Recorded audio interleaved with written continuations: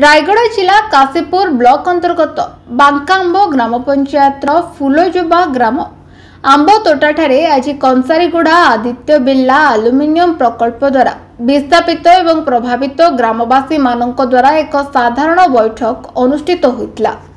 उक्त बैठक रे आदित्य आलुमिनियम प्रकल्प कार्य यथाशीघ्र आरंभ करबा निमंते समस्ते बुद्धिजीवी माने निज निज मत प्रकाश करथिले।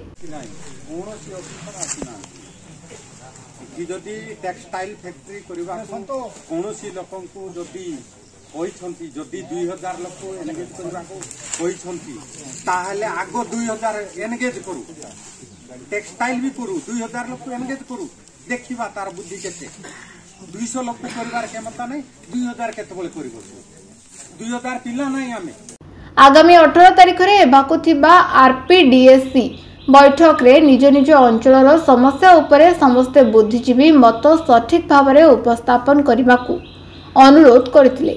आगामी 2 मास मध्य आलुमिनियम प्रकल्प न हुए ताहले कडिंगामाली खणी रास्ता बंद कर दिया जिवो बोली अंचलवासी चेतावनी दैछन्ति।